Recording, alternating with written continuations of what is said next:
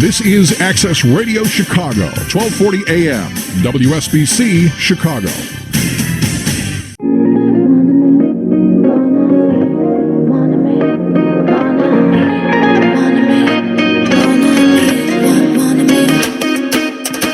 Ты твердишь мне постоянно, все не так и не то. Тебе же лучше будет шелк и в том черном пальто. Тебе же лучше будет дома, а не круга друзей. Пока ты с ней. Я собираюсь, жду звонок, и это все не звонишь. Ты постоянно как устала слушать ссоры, малыш. Все обещаешь мир ногам звезду. Заканчивай болтовню. Если любишь, то люби, а не любишь, то вали. Я сама себе решила, чао, сладкий мон ami. Если любишь, то люби, а не любишь, то вали. Я сама себе решила, чао, сладкий мон ami.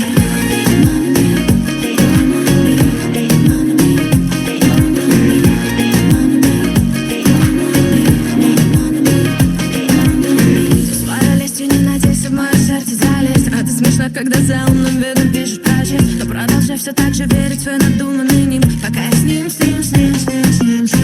разговоре из себя ты строишь пару мечту. Типа заботливый, успешный, только встретил не ту. Мне твоя бывшая твердила, лучший парень земли. Вот и к ней вали. Если любишь, то люби, а не любишь, то вали. Я сама себе решила, чао, сладкий мон ami. Если любишь, то люби, а не любишь, то вали. Я сама себе решила, чао, сладкий мон ami.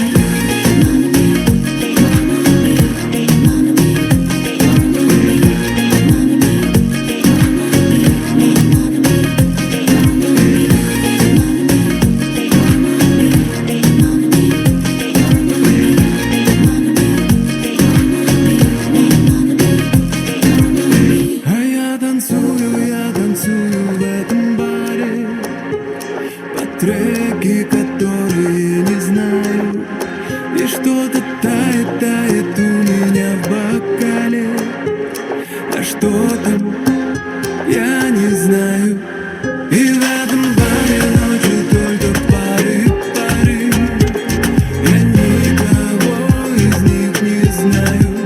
Но я танцую в этом баре, как будто по астрале. В этом городе живут люди, никто из них меня не любит. И я вызываю Uber, но телефон внезапно умер. И я танцую в этом баре под треки, которые не знаю. И что-то тает у меня в бокале. А что там, я не знаю.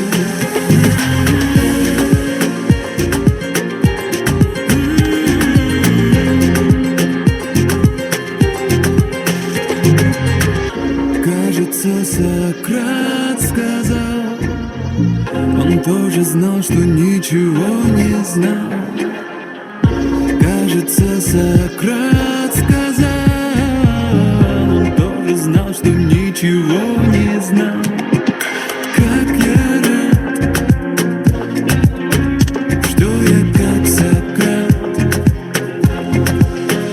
В этом городе живут люди, никто из них меня не любит.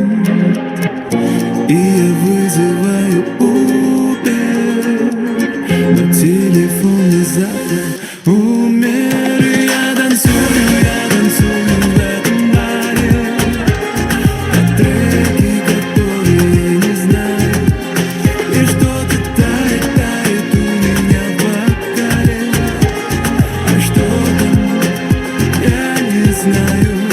И в этом баре ночью только пары. Я никого из них не знаю. Как я рад, что я как Сократ. Как я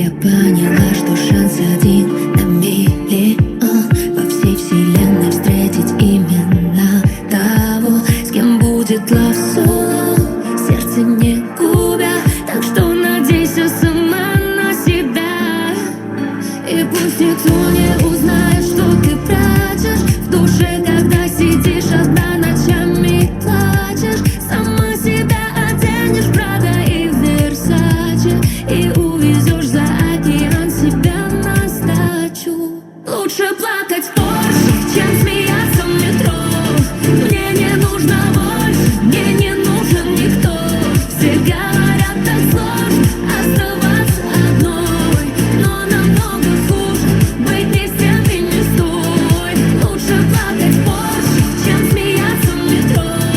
Мне не нужно больше, мне не нужен никто.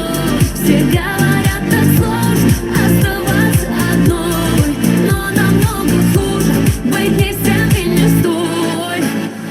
Да, иногда так хочется, чтобы просто обняли, спасли от одиночества, спрятав под одеялом. Свободной и сильной, как ее укротить? И раз никто не может, я буду себя любить. Пусть никто не узнает, чем ты дышишь, встречая полночь то в Дубае, то в Париже, не подпуская к сердцу непонятных лишних. Сама себя не раню и не обижу. Лучше плакать в Порше, чем смеяться в метро. Мне не нужно больше, мне не нужен никто. Все говорят, так сложно оставаться одной, но намного хуже быть ни с тем и не с той. Лучше плакать в Порше, чем смеяться в метро. Мне не нужно больше, мне не нужен никто. Все говорят, так сложно оставаться одной, но намного хуже быть ни с тем и не с той. Лучше плакать в Порше, чем смеяться в метро. Мне не нужно больше, мне не нужен никто. Все говорят, так сложно оставаться одной, но намного хуже быть ни с тем и не с той.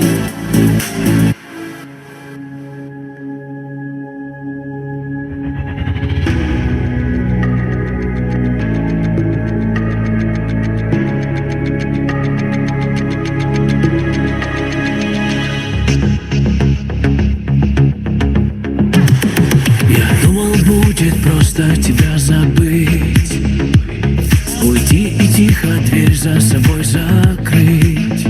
Но каждый раз под утро заново все как будто. Где твое сердце, где мое, не отличить. Весь мир за тебя, за то, что я тебе нужен. Я думал, это любовь, но все гораздо хуже. Я в тебе глубоко, а ты во мне еще глубже. И это не ты, это я обезоружен. Сладкий вкус малины на твоих губах. Ты моя половина, свет в моих глазах. Линии на ладонь, это моя любовь. То в холод, то в огонь, а завтра будет вновь. Сладкий вкус малины на твоих губах. Ты моя половина, свет в моих глазах. Линии на ладонь, это моя любовь. То в холод, то в огонь, а завтра будет вновь. Сладкий вкус малины. В тот самый обычный день, когда тебя встретил, был абсолютно счастлив, как могут только дети. Ты как солнечный удар, перегорели провода. На все наплевать, лишь бы слышать твое «да». Опять километры, аэропорты, отели. Я так скучаю, и дни без тебя надоели. Это точно любовь, что же может быть хуже? Посмотри, ведь я тобой обезоружен. Сладкий вкус малины на твоих губах. Ты моя половина, свет в моих глазах. Линии на ладонь, это моя любовь. То в холод, то в огонь, а завтра будет вновь. Сладкий вкус малины на твоих губах. Ты моя половина, свет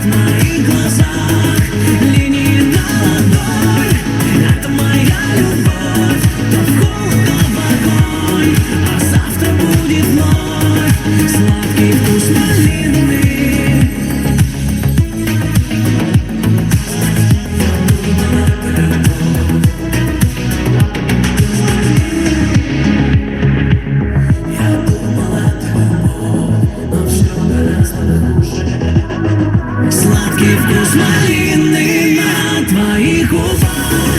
Ты моя половина, свет в моих глазах, линии на ладонь. Это моя любовь, то в холод, то в огонь. А завтра будет вновь сладкий вкус малины на твоих губах. Ты моя половина, свет в моих глазах, линии на ладонь. Это моя любовь, то в холод, то в огонь. А завтра будет вновь сладкий вкус малины.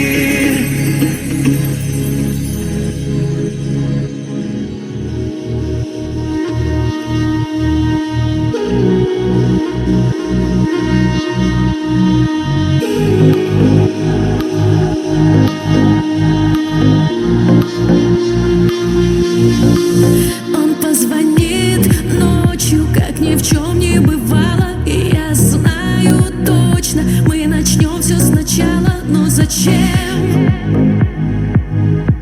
Я снова бегу к нему. Он знает все мысли, он красиво играет. Его звонок как выстрел, и я не понимаю, почему. Я снова в его плену, и я за ним по краю вновь контроль теряю. Он звонит, и я слепо бегу, и мне бы с ним проститься и остановиться, но я жить без него не могу. И я за ним по краю снова забываю все обиды и все, что болит. И мне бы стать сильнее, но я и болею. Я попала в его лабиринт. Я ухожу смело, я пытаюсь расстаться. Я столько раз хотела навсегда попрощаться, но опять бегу на пламя, бегу к нему. Он позвонит ночью, как ни в чем не бывало. И снова сердце в клочья, и я снова попала, не могу. Я отпустить его не могу. И я за ним по краю вновь контроль теряю. Он звонит, и я слепо бегу, и мне бы с ним проститься и остановиться, но я жить без него не могу. И я за ним по краю снова забываю все обиды и все, что болит. И мне бы стать сильнее, но я и болею. Я попала в его лабиринт.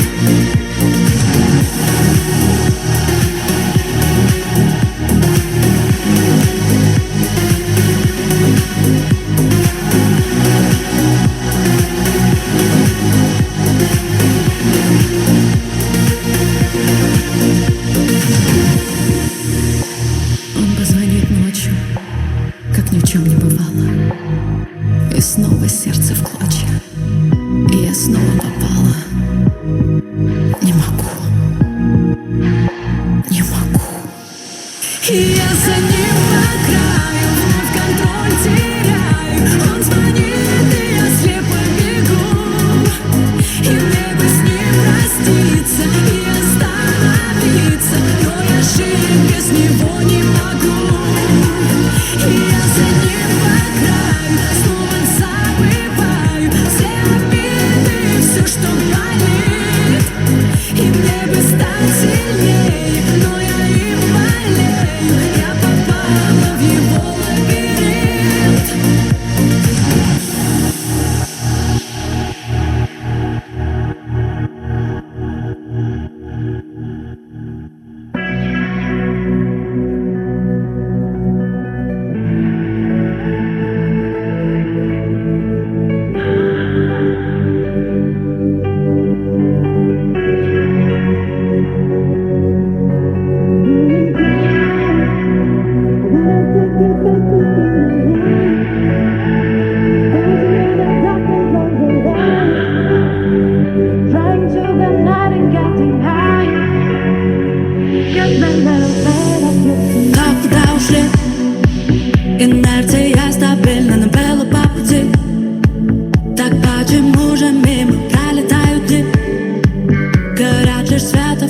стоп, разгонимся до 200. Плавными касаниями улетаем от земли. Этот звук не вынесен, меня тянет без причин. Движем поворотами, нет у нас одного пути. Наша боль уже не в сети, это только в памяти. Go inside, I wanna take it back, just give me life. Dancing in the dark and close your eyes. Trying to the night and getting high. Give me a little bit of you tonight. I wanna take it back, just give me life. Dancing in the dark and close your eyes. Trying to the night and getting high. Give me a little bit of you tonight. Мне помогли, не закрывая двери монотонными. Оставить разговор, надо уходить закрытыми глазами. Стоп, туда, куда унесет. Плавными касаниями улетаем от земли. Этот звук не вынесен, меня тянет без причин. Движем поворотами, нет у нас одного пути. Наша боль уже не в сети, это только в памяти. Go inside, I wanna take it back, just give me life. Dancing in the dark and close your eyes. Trying to the night and getting high. Give me a little bit of you tonight. I wanna take it back, just give me life. Dancing in the dark and close your eyes. Trying to the night and getting high. Give me a little bit of you tonight.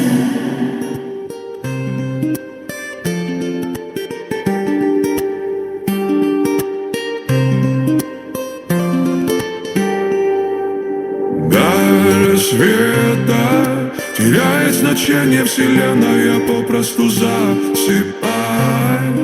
В моих объятиях ты закрутила так, что без памяти не хватит воздуха, как мальчишка.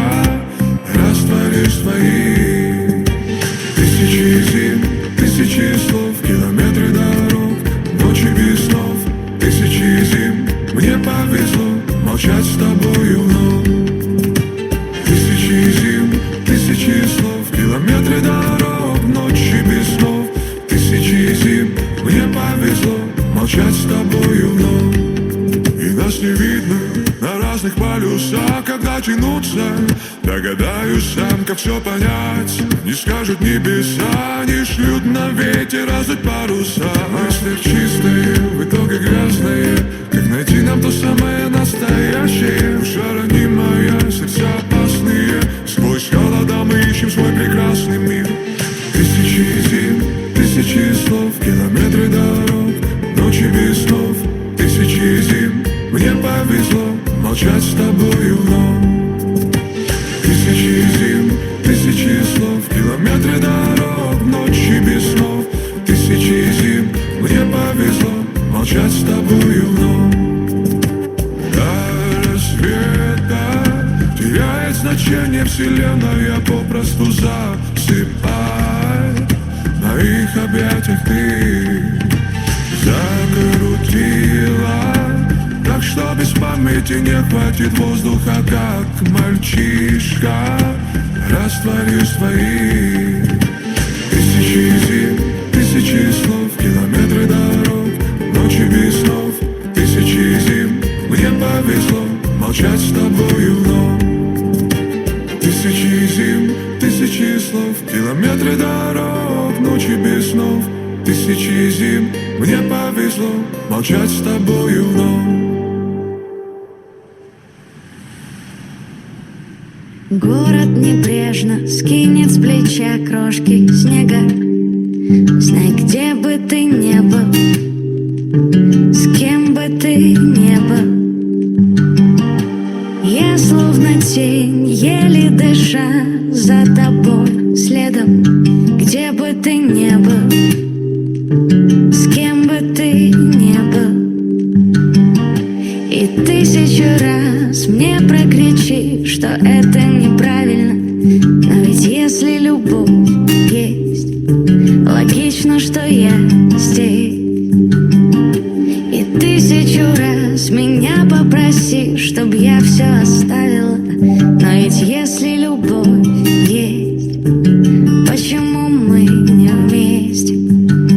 Пока под снегом прячут глаза обочины, мы с тобой случайно разрушили что-то прочное. 2 точки, к сожалению, это не многоточие любви.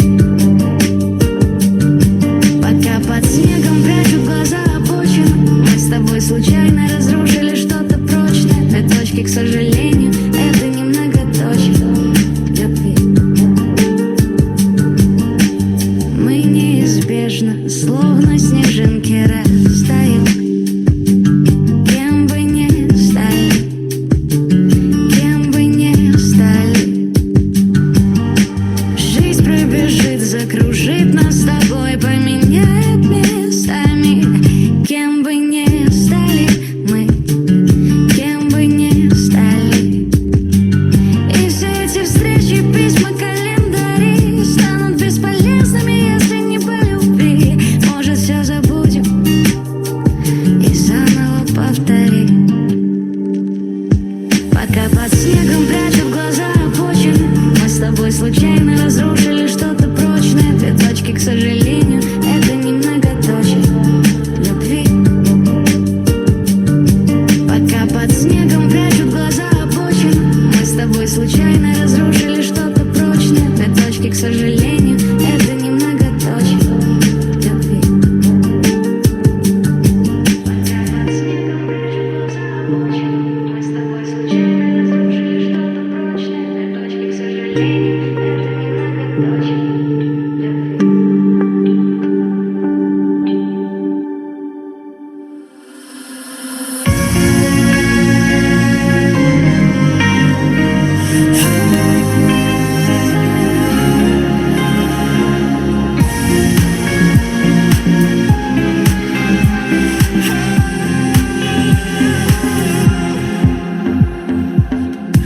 Разбивает ветер листья у витрин и цветные блики от машин.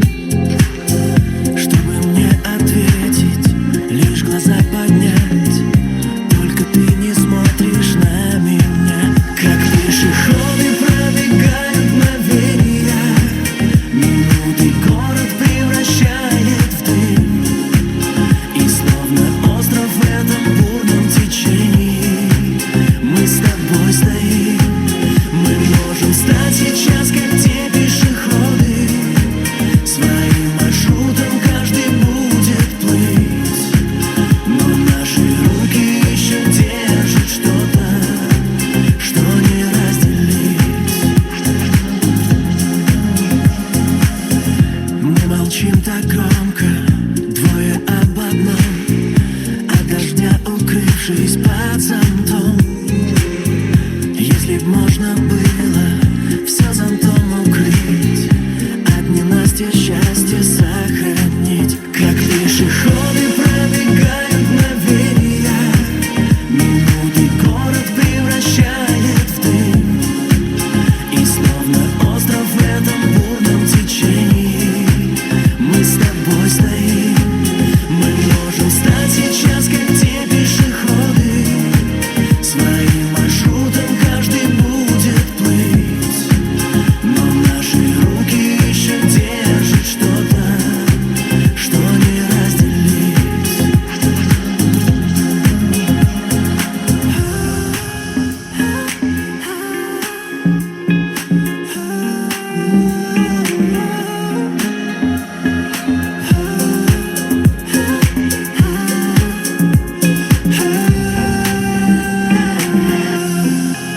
Как пешеходы пробегают мгновения, минуты город превращает в дым.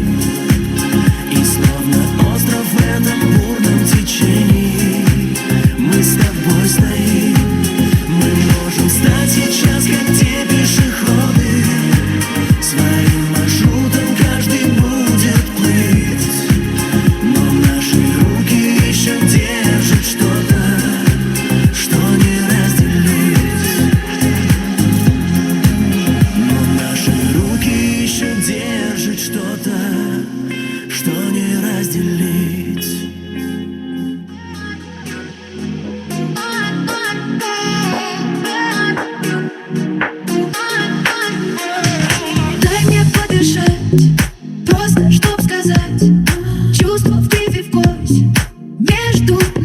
мир, а твои слова льются, как вода, мокрые насквозь. Мы устали. Slow, slow, slow, slow motion. Ты врешь опять. No, no, no emotion. Мне наплевать. Slow, slow, slow, slow motion. Мы разлетимся. Я не верю ничему, что говоришь ты мне ночью. Невкусно и точка. Я не верю ничему, что говоришь ты мне ночью. Я одиночка. Я не верю ничему, что говоришь ты мне ночью. Невкусно и точка. Я не верю ничему, что говоришь ты мне ночью. Я одиночка.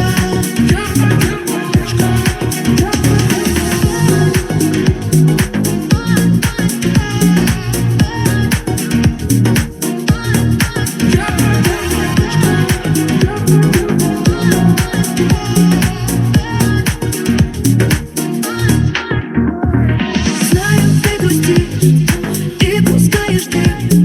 Я тоже без тебя, но не сильно.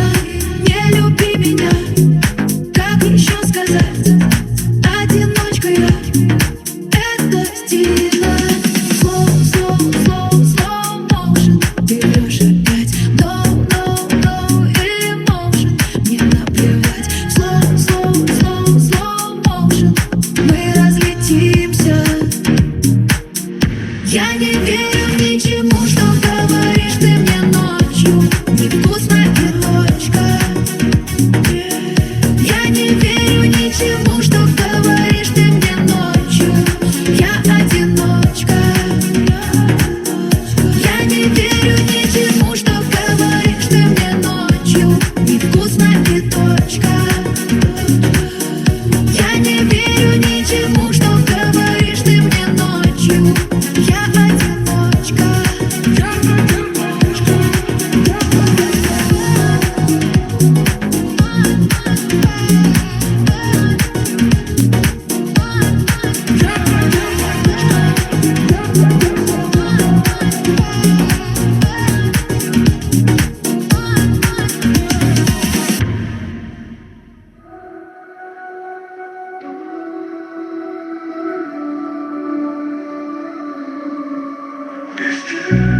Один лишь серый цвет. Столько бессонных лет. Я не могу дышать, и мне пора признать, страдаю я. Без тебя больше рассветов нет. Без тебя лишь свечи на столе. Без тебя не слышу море шум, но об одном прошу, всего один лишь взгляд. Я парусом белым по ветру на север плыву. И падают с неба горящие стрелы. И рву мое сердце напало. И так мало нам одной любви на двоих. Пусть не веришь моим словам, но моим глазам не хватает до глаз твоих. Мое сердце напало. И так мало нам одной любви на двоих. Пусть не веришь моим словам, посмотри в глаза, там огонь любви горит. Без тебя мелодия без слов. Без тебя я словно нездоров. Без тебя мне трудно одному, и я иду ко дну, надежду потеряв. Без тебя нет запаха у роз. Без тебя все это не всерьез. Без тебя боюсь я тишины и буду ждать весны, чтобы тебя обнять.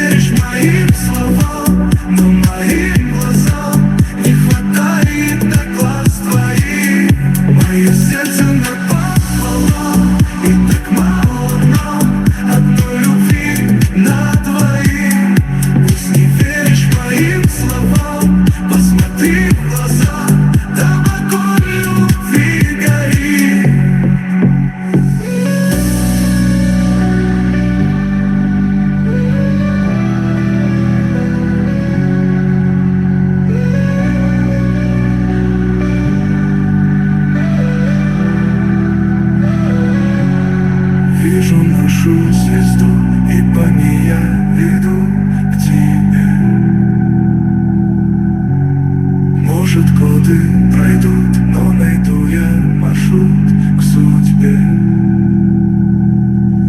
Мое сердце напало, и так мало нам одной любви на двоих. Пусть не веришь моим словам, но моим глазам не хватает до глаз твоих. Мое сердце напало, и так мало нам одной любви на двоих. Пусть не веришь моим словам, посмотри в глаза, там огонь любви горит.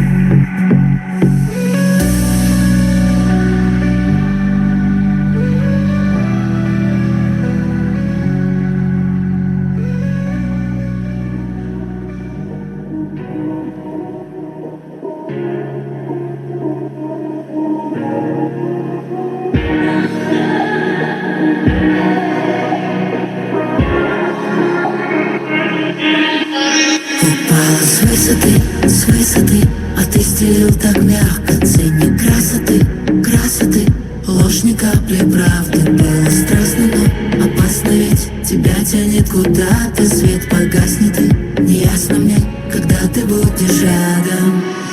Я устала от твоих масок, от твоих глаз, что врут нечестно. Все было только для нас, и я для тебя, ты просто причастен. И я на каблуках, как будто на праздник, мимо из глаза. Ты вернуть не старайся, ведь все напрасно. Я ухожу красиво, не сказав ничего. Уже давно простила, но тебе не все равно. Устала быть сильной, ведь меня не спасло. Ты называл любимой, но уже все прошло. Все прошло.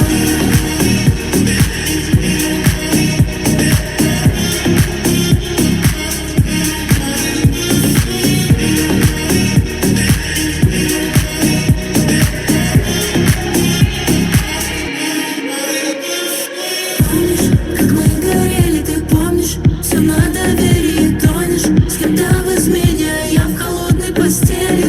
Не тронешь, ты мое эго, ведь больше тебе не верю. Ты купишь себе других, но я знаю себе цену.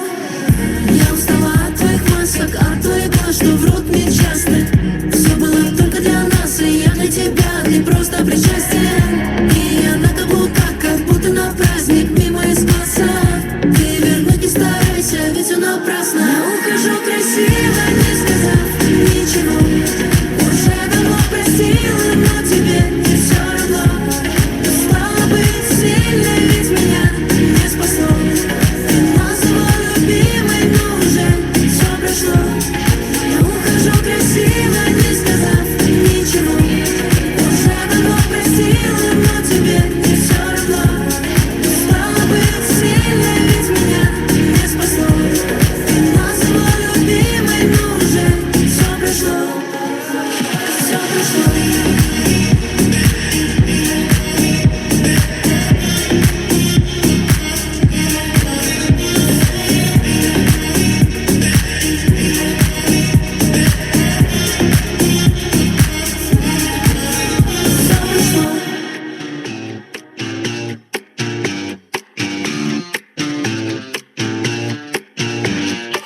Твой лучший день пришел, попробуй вкусно, а я тебя нашел.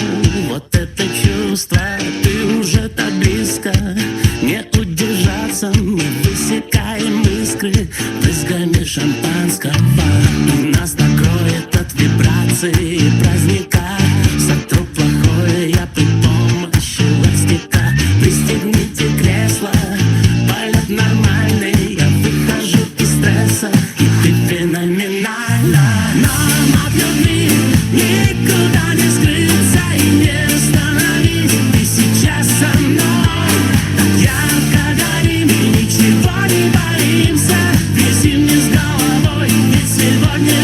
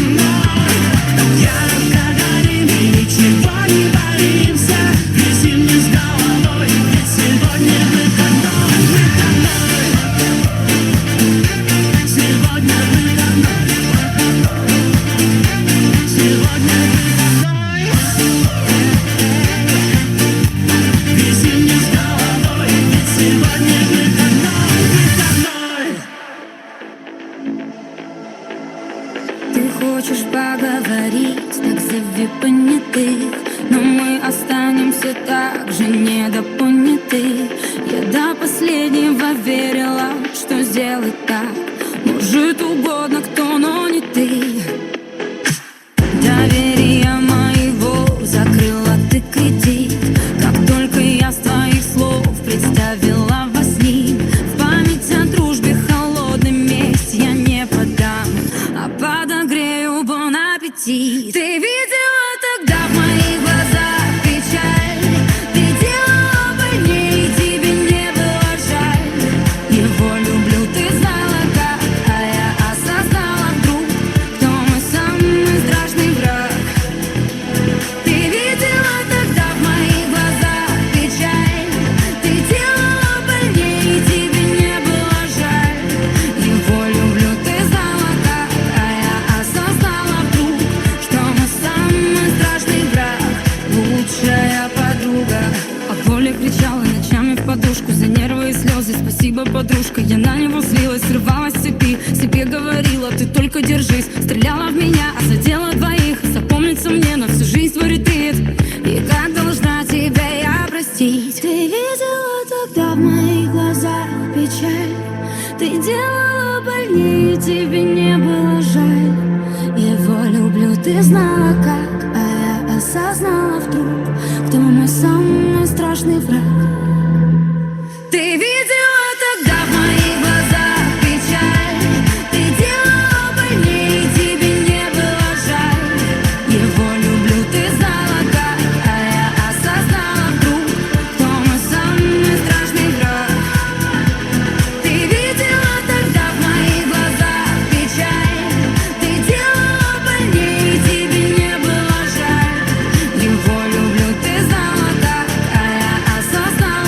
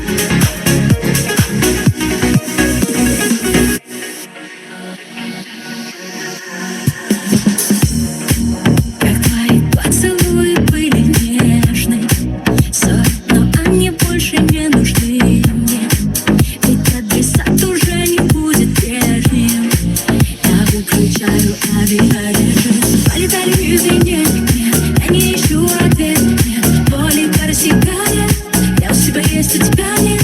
Чувства были в цене, я психология, иммунитет. Это не тот ответ, я не одна из твоих побед. Геймплей плохой финал, и кто-то тут проиграл, но я тихо улыбнулась.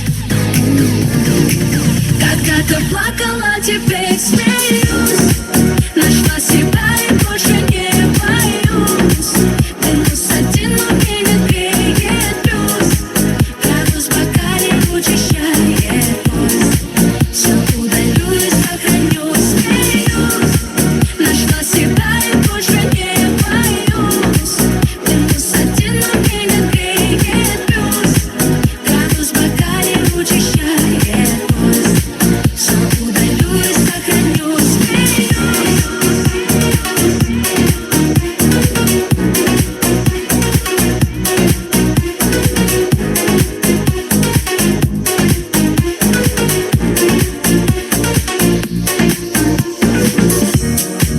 Нарушить тишину рингтон привычный, а голос трубки до боли знакомый. Что-то мне скажет вновь романтично, и что все будет по-другому. Любит, не любит, окей, верит, не верит, ты нет. Думаешь, будет больнее, если ты скажешь о ней. Я поменяла сюжет, вместо тебя теперь цвет. Детка, это не тот ответ, я не одна из твоих побед. Геймплей плохой финал, и кто-то тут проиграл, но я тихо улыбнусь. Ведь когда-то плакала, теперь смеюсь. Нашла себя и больше не боюсь. Минус один у меня греет плюс. Градус в бокале учащает пульс. Все удалю и сохраню, смеюсь. Нашла себя и больше не боюсь. Минус один у меня греет плюс. Градус в бокале учащает пульс. Все удалю и сохраню, смеюсь.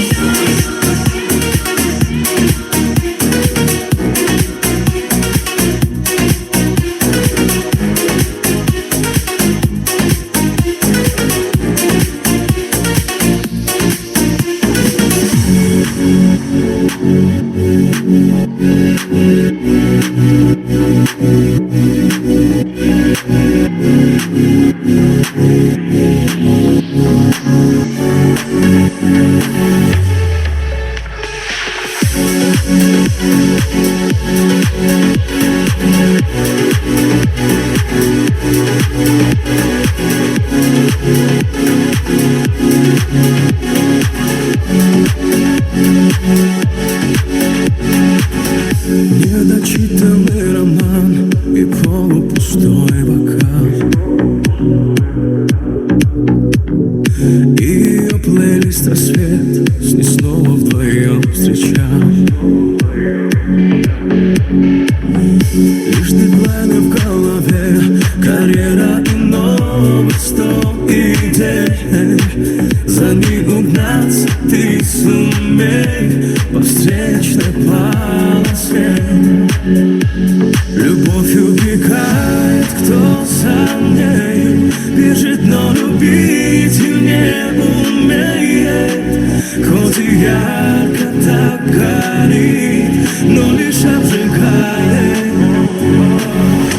Любовь убегает, кто за нею бежит, но любить не умеет. Ты не одинока, знай, так лучше бывает.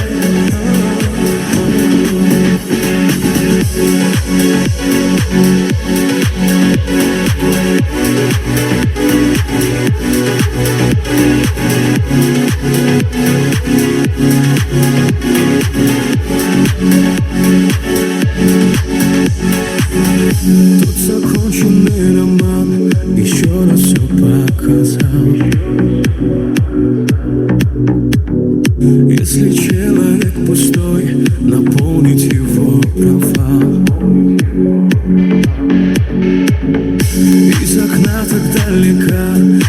кажется лучшая звезда. Но в жизни правда есть одна: любовь придет сама. Любовь убегает, кто за ней бежит, но любить не умеет. Хоть и ярко так горит, но лишь обжигает. Любовь убегает, кто за нею бежит, но любить не умеет. Ты не одинока, знай, так лучше бывает.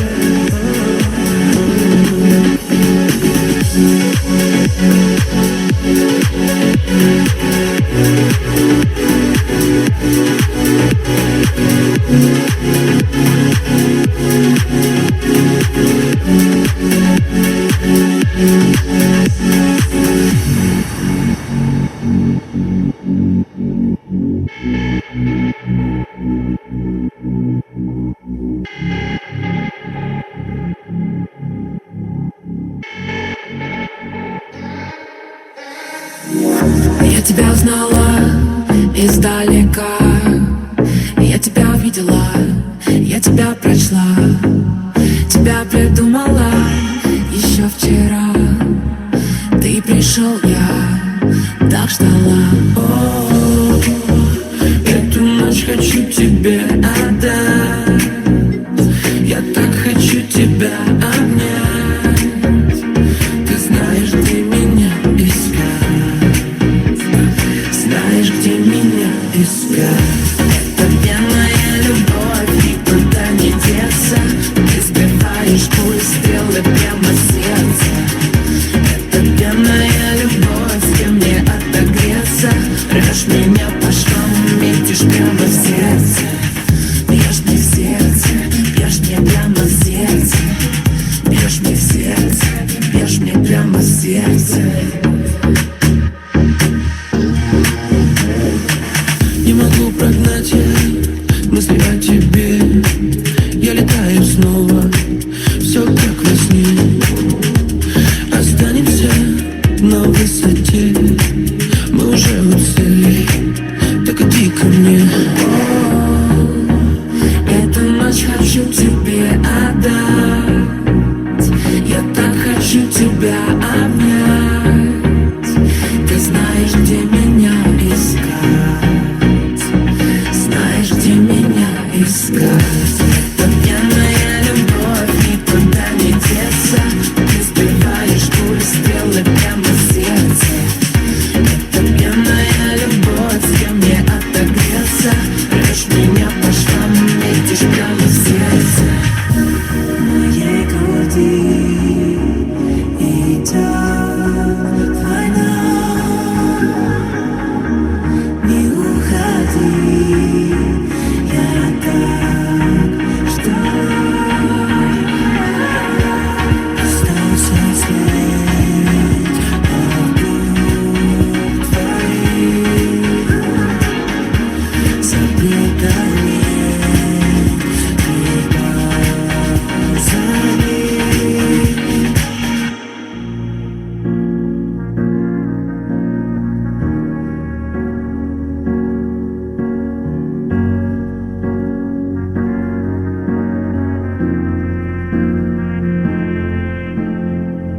Дыши со мной, вспоминая, как было хорошо нам вдвоем. И почему же знаки не сказали, что эту песню больше не споем? Храни тепло рук любимых, что мы не поделили, отпусти. И разве все это имеет смысл? Я тебя прощаю, и ты меня прости. Чего же ты ждешь? Лети. Зачем же ты снова меня тревожишь? И то, что осталось, уже не спасти. Слишком поздно, ничем не поможешь. Чего же ты ждешь? Лети.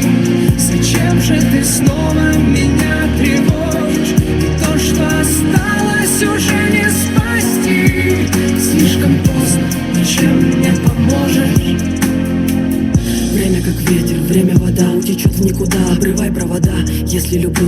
навсегда.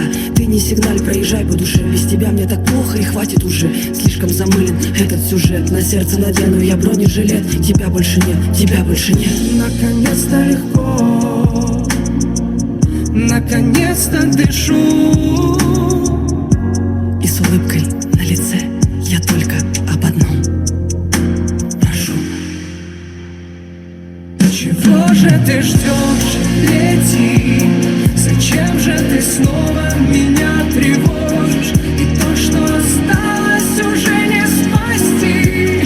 Слишком поздно, ничем не поможешь. Чего же ты ждешь?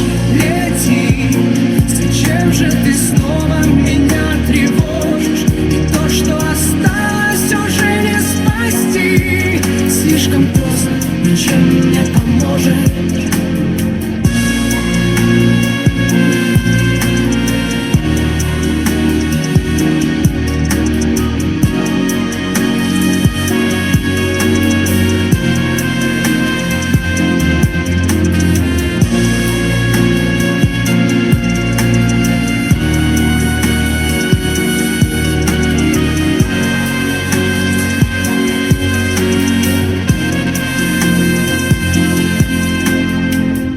Чего же ты ждешь? Лети. И то, что осталось, уже не спасти. Слишком поздно, ничем не поможешь. Чего же ты ждешь? Лети. Зачем же ты снова меня тревожишь? И то, что осталось, уже не спасти. Слишком поздно, ничем не поможет.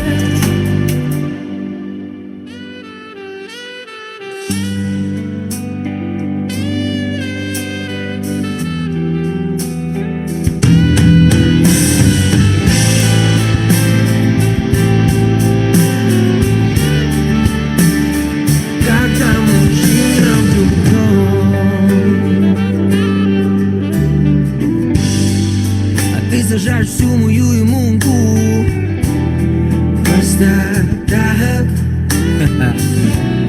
В твоем океане я всего лишь юнга и пустота, yeah. А ты танцевал мне на нервах нон-стоп. Твое сердце холоднее даже, чем самый холодный стетоскоп. Но я влюблен в твои штучки, характера все заколючки. Когда мужчина влюблен, воздух ему ведь не нужен. Будет дышать ею ночью и днем. Той женщина, что безоружен. Когда мужчина влюблен, воздух ему ведь не нужен. С нею пожарно на жарку на все, но без нее все еще хуже. Когда мужчина влюблен. Приручила ты меня на изи, приручила прям как щенка, yeah. Я глаза тянувшийся к изи, и твоя личная кащенка. Но я влюблен в твои штучки, характера все заколючки. This is Access Radio Chicago, 1240 AM, WSBC, Chicago.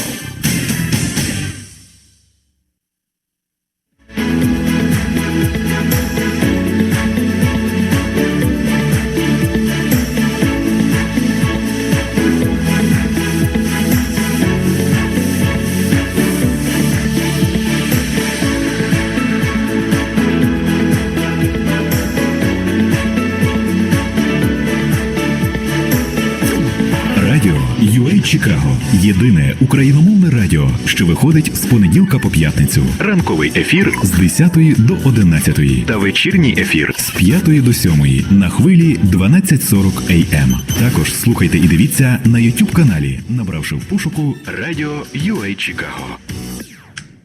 Добрий вечір, друзі! Вітаємо вас на хвилі радіо UA Чикаго. Настав української пісні, час на хвилі 12:40 AM. Саме так, друзі, це вечірня студія. Мене звати Дмитро Галан, і чарівний голос, який ви щойно чули, належить їй, Наталії Могликелідзе. Сьогодні п'ятниця, друзі, кінець робочого тижня, і ми радіємо, що вирішили провести його з нами. Тому налаштовуйтеся на вихідні саме на нашій хвилі, на хвилі радіо UA Чикаго, де лунає найкраща українська музика. Друзі, вона буде впродовж наступної години, а вже о 5-й ми з вами зустрінемось. Наталя, Дмитро та також Іван Сабат. До зустрічі. Ви слухаєте радіо UA Чикаго. Для замовлення реклами на радіо UA Чикаго телефонуйте за номером 773-697-3923. 773-697-3923.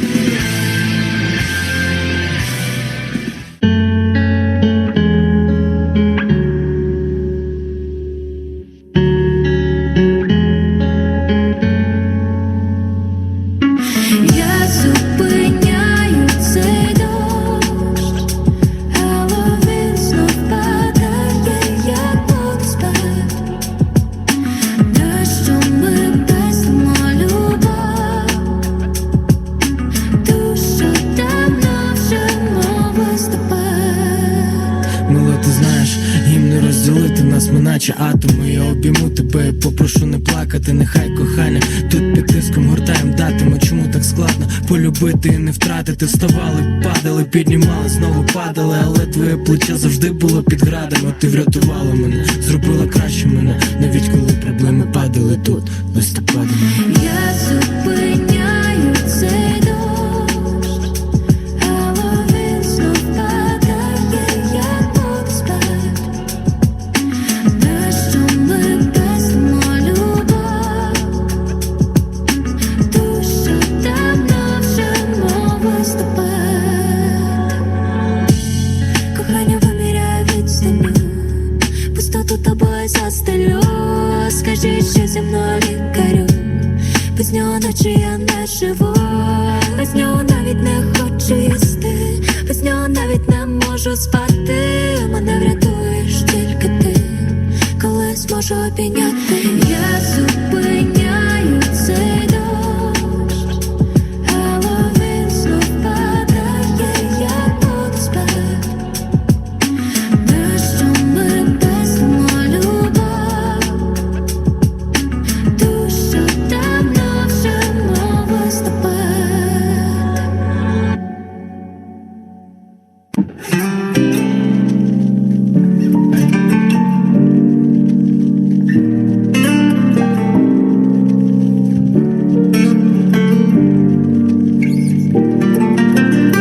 Осінь вже бралася у золоті шати носить, вже жовте листя і наводить сух. Я пам'ятаю, обіцяв тебе звозити в Штати.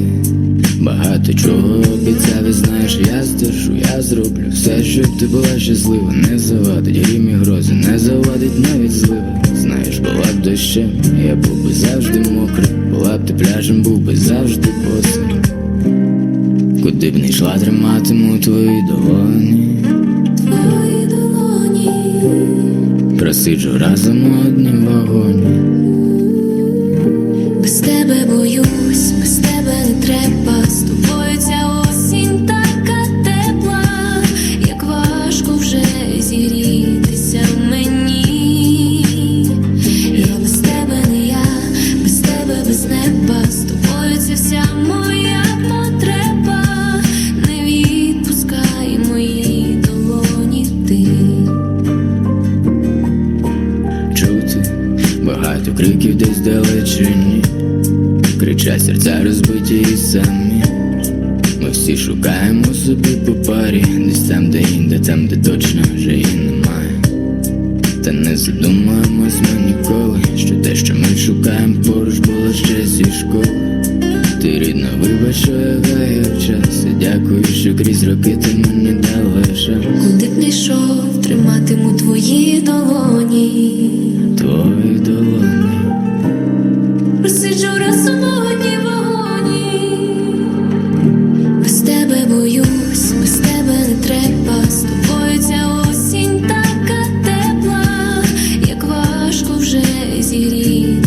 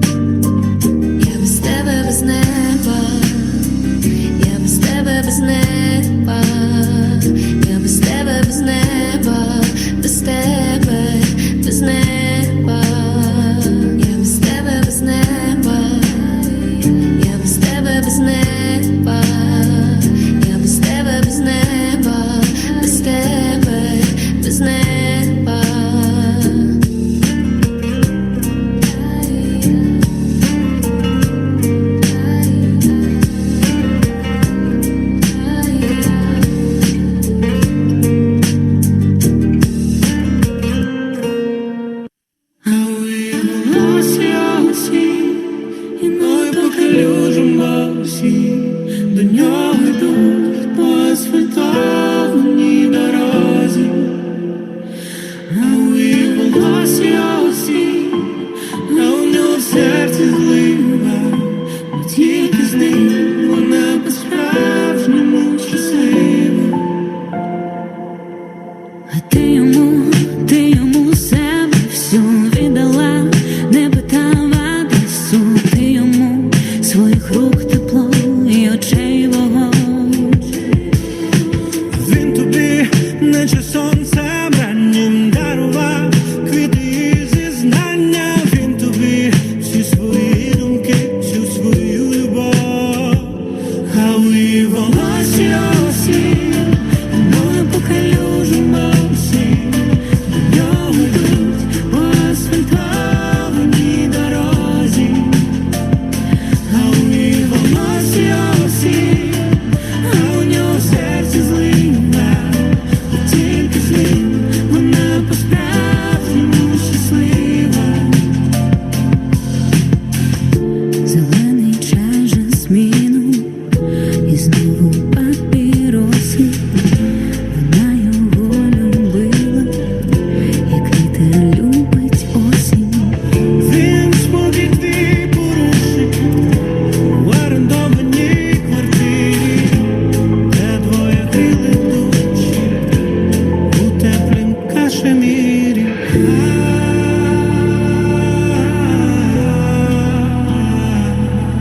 У його піснях, у його думках тихий океан. А у її волосі осінь, мною по калюжам осінь. До нього йдуть по асфальтованій дорозі. А у її волосі осінь, а у нього в серці злива, бо тільки з ним вона по-справжньому щаслива. Він наче листопад, заблукав у місті цьому, осінь подарував, проводжаючи додому. Ой, листя жовті падають, хай вони нагадують його любов. А у її волосі осінь, мною по калюжам осінь. До нього йдуть по асфальтованій дорозі. А у її волосі осінь, а у нього в серці злива, бо тільки з ним вона по-справжньому щаслива.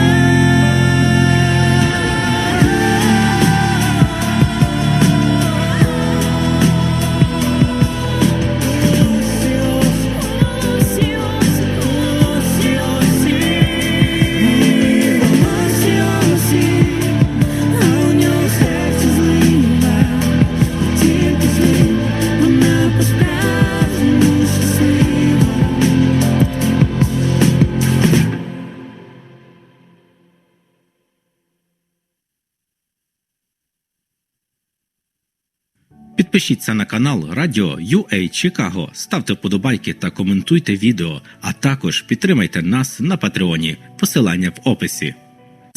Трикутні чи квадратні? Які колеса зробити, щоб мій велосипед поїхав швидше? Навіщо придумувати знову велосипед? Адже всі знають, що посилки в Україну з офісів Долинка USA Consulting приходять рідним максимально швидко та за найнижчою ціною, оскільки тут завжди діють системи знижок і бонусів. А про зручність та якість обслуговування запитайте у безлічі наших постійних клієнтів. Посилки можна відправити в 3 офісах Долинка USA Consulting, що за адресою 5050 North Cumberland Avenue в Норіджі, 1590 North Rand Road в Палатайні, 15 Palatine Road в Проспект Хайтс. А також у нас діють знижки. $2,5 на посилки вагою 22 фунти і більше. Ви отримуєте мінус $25 на 10-ту посилку. Не маєте змоги привезти посилку в офіс? Не проблема. Кур'єр забере безкоштовно в радіусі 30 миль від наших офісів. Виклик кур'єра за номером 312 404 19 23. За детальною інформацією телефонуйте 773 620 27 27. Долинка UA USA Consulting – ваш зв'язок з рідними. Увага! Всі, хто розпочинає свій власний траковий бізнес, або для тих, хто вже має в ньому суттєвий досвід. Тепер, відповідаючи на великий запит нашої бізнес-спільноти, кредитівка «Самопоміч» пропонує позики на комерційні вантажівки або їх рефінансування, нові та вживані. І, як завжди, ви будете приємно здивовані нашими низькими відсотковими ставками порівняно з іншими фінансовими установами. Знайти детальну інформацію та подати заявку онлайн можна на нашому сайті selfreliance.com або ж завітайте до нас особисто, щоб отримати консультації від спеціалістів. Попередній запис за номером 888-222-8571. 888-222-8571. З нами ваш бізнес швидко набуде розвитку. Самопоміч є Equal Credit Opportunity Lender.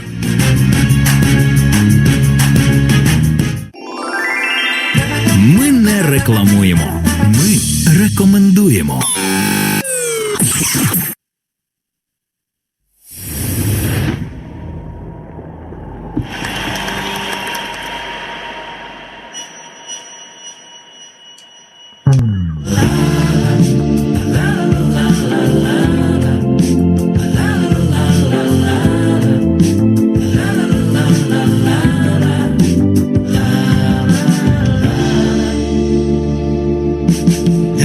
За вікном мила падає перший сніг.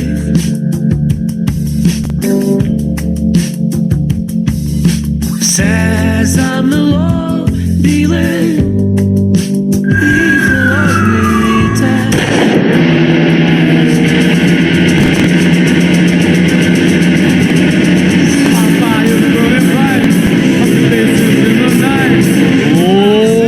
Live from New York, it's Get Off My Lawn with Gavin McInnes.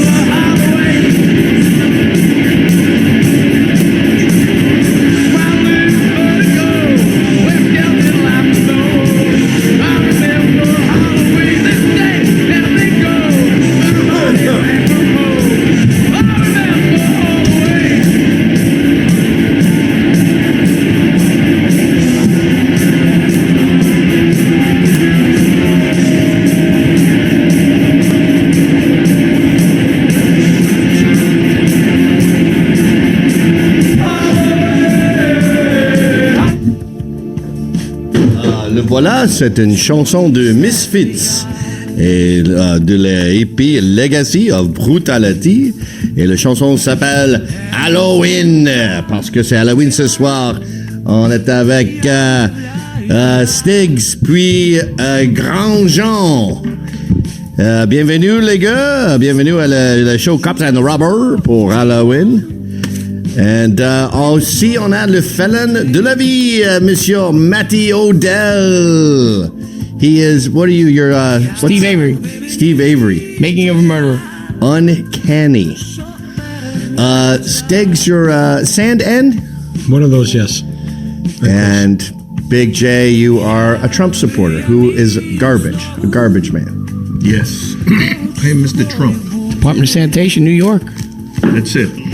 And I am an albino racist. Skateboarder. It's a tough show to do today because I think we're all kind of uneasy about the next 4 days, right? Anyone else feel a little verklempt right now? Well, very. Absolutely. The big decision is if they lose Pennsylvania. I'm hearing so many different stories from so many, statistics of they lose Pennsylvania, they lose Georgia, that we're done. There's no chance they're going to lose those if it's a real election. That's the problem, is not the election. He's winning. He's flipped a huge percentage of black voters, a huge percentage of fucking Muslims are endorsing him. My people right now are endorsing him. And, mayors of Democratic Muslim cities are endorsing him in Michigan. But we all know, like 2020, they're just going to fucking steal it. And that's the problem. The problem is not, people are fucking woken up. They're just going to steal it. And they're going to tell us to go fuck ourselves. There's nothing you can do about it. Even the Amish. The voting Amish for the are- first time ever. They're always right wing conservatives though. And at the same time, you have a lot of libs like, was it Washington Post, LA Times? They refuse to endorse her with their staff quitting all over the place. So it's definitely, for fair elections, things are going great. What about the whole too big to rig?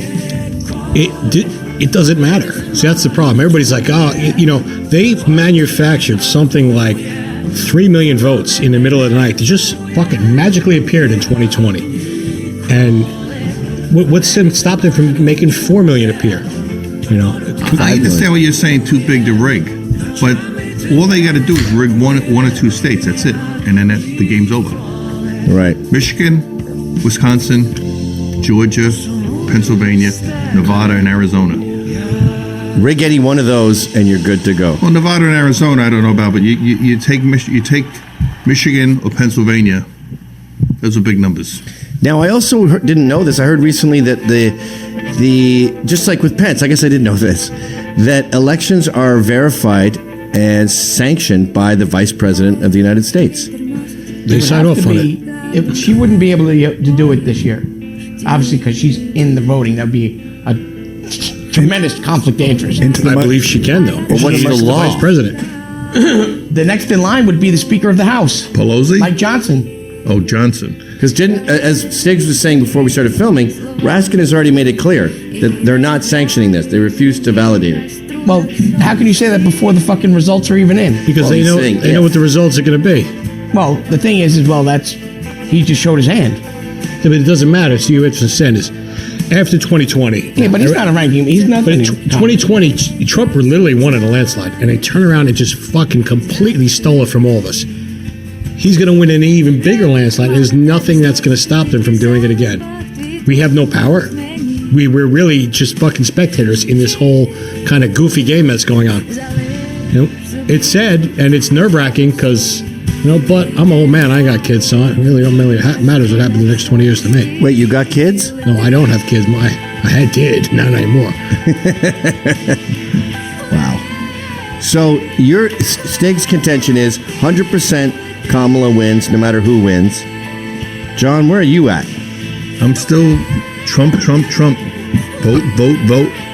fight. I'm holding out hope. Believe me, I'm fucking desperately hoping that this fucking bitch don't win. Yeah, I but obviously I'm know also who a you're realist. voting for, John, but what do you think's going to happen is what I'm asking. I think Trump's going to win. So they won't cheat. They'll still cheat, but he'll still win. They may cheat and try and steal the House and then impeach him again. They may just think along those terms. We think these Democrats is fucking stupid, liberal idiots, and the people in charge are not. Nancy Pelosi's a fucking genius. All right, she's a conniving, evil she is a evil supervillain if we've ever had one in our time. And she's been in power for 40 years. Big giant titties, too. Big fucking tits. Big fucking tits! They make fun of her, they make fun of fucking, who's the Jew from New York, Schumer? They're fucking geniuses. They've been in power. They've been running this country forever. They're all multi-millionaires. We hate their guts. We think they're terrible people, but they are smarter than the rest of us. Laughing all the way to the bank. What do you think's going to happen, Felon? Avery over there? The same as on Monday. He doesn't have it in the bag. Wait, you mean legally even? Like, say it was a fair election, it's not in the bag? I'm just saying that because there's already shenanigans going on, that it's not guaranteed for him to win. Like, I was at, Monday, 70%, 76%? I mean, if it's a real election, what happens is people think he's winning by so much and they may not go vote. No, that's not this time. That's so... You have people to go are so vote. Fired up to vote. They're voting early. They're complaining. The problem is we really kind of hoodwinked into thinking that our vote matters. Right. When they could just manufacture millions and millions of them. Huh. I sent a video to the chat where they brought a bunch of non-speaking people right up to the front of the lines in Pennsylvania. I've seen that. I'm super black-pilled. I'm really fucking negative Nancy with all this bullshit. I think that we're fucked. Oh, I'm always a pessimist. I don't know how they make a MAGA hat. You can't wear that when you're voting. Yeah, the rules are, well, Ron made it clear, Lieutenant Ron, you just can't have Trump on your hat. You can have a logo, you can have MAGA, but you can't have the word Trump or the word Harris. They're stopping that in certain states. Yeah. We're stopping what? The MAGA hats. Yeah, I know, I've seen it. Guys are getting arrested for MAGA hats. Freedom of speech. Well, you really committed to this costume with the flip-flops there, Stiggs. Well, it's kind of hot as shit. 70 fucking degrees out. Got his man jams on. Okay. All right. I have kind of an unorthodox idea. There's this viral video going around that Jimmy Kimmel put out. I know. And liberals are like, this is such a slam dunk. It's amazing. Should we just have a peek at it, even though it's not a cop video? Sure.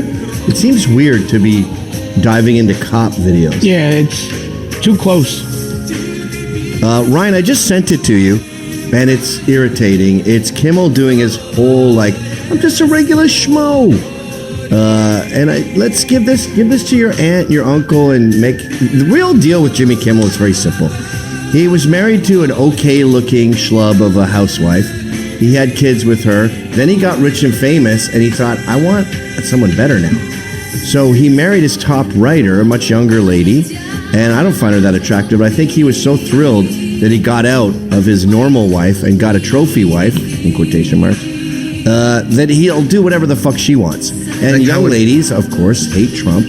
So he's just being a very good boy because he's so happy to finally get his dick sucked. He's just like Howard Stern. I was just going to say that. Exactly the same as Howard Stern. So this is going around. How many views does it have? How many votes did it garner? 5,192,383. 5 million votes. Okay.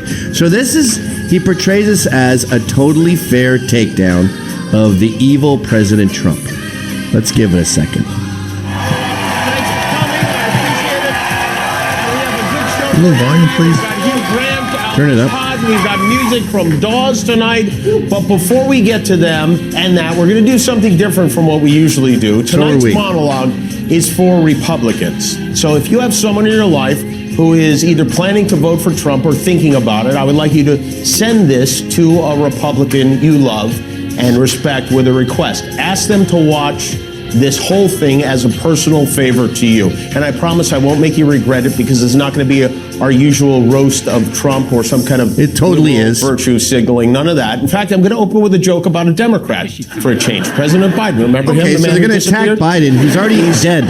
President Biden was in Delaware over the weekend where he went into a Joseph A. Bank, which is puzzling. Why would he go into a Joseph A. Bank? Well, it turns out he was looking to deposit his Social Security check, but they didn't have an ATM. No ATM. So, all right, so let's begin. Well, okay, first, stop. for those of you who... So that's an example of how fair he is because he showed you Joe Biden and insulted him. Joe Biden is not running for president. There's no skin in that game. So you just sacrificed a dead rabbit to your cause. I'm not impressed. No. But go ahead. So you may have to skip forward because he spends like the next 3 minutes explaining how fair he is and how this is not about if you have to explain how fair you are, just the facts. Trump in his own words, which of course won't be taken out of context at all. Don't ever watch. I'm Jimmy Kimmel. Maybe you remember me from... Okay, skip ahead. I'm fair. I'm awesome. Electrocution. Wait, no, dude, it's a 19-minute video. You just went halfway through. Go. It's around 250 probably.